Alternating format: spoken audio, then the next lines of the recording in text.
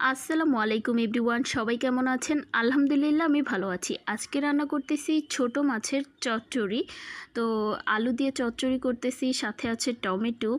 এগুলো কিন্তু আমি হাতে মেখে বসিয়েছি, মানে আলু, টমেটো, তারপরে হচ্ছে কাঁচামরিচ, পেঁয়াজ, মরিচের গুঁড়া, হলুদের গুঁড়া, লবণ আর খাঁটি সরিষার তেল দিয়ে হাতে মাখিয়ে কিন্তু আমি এই ছোট মাছের চচ্চড়িটা রান্না করতেছি। আর এটা একটু পানি দিয়ে বসিয়েছিলাম, তখন হচ্ছে এটা সেদ্ধ হয়ে আসার পরে মানে এই অবস্থাতে আমি অনেকগুলো ধনেপাতা ব্যবহার করেছি তরকারিতে, কারণ শীতকালে আপনি যত বেশি ধনেপাতা দিবেন তরকারি তত বেশি টেস্ট হবে আর দেখতেও অনেক সুন্দর লাগবে।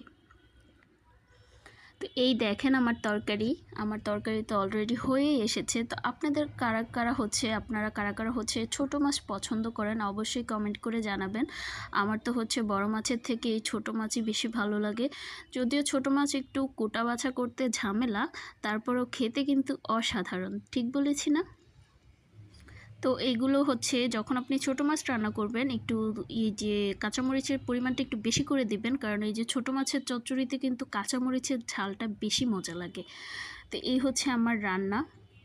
ভাবলাম যে আজকে আপনাদের সাথে রান্নাটা শেয়ার করি, এই জন্যই হচ্ছে শেয়ার করা।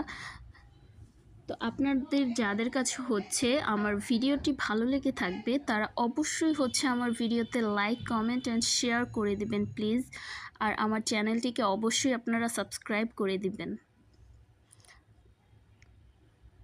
এই হচ্ছে আমার রান্নার কালারটা দেখেন কত সুন্দর আসছে। আর খেতে তো সেটার কি বলবো, সেটা বলার কোনো দরকার নেই, মানে দেখেই বোঝা যাইতেছে এটা খুবই মজা হয়েছে, খুবই খুবই খুবই, এর উপর আর কোনো কথাই নেই।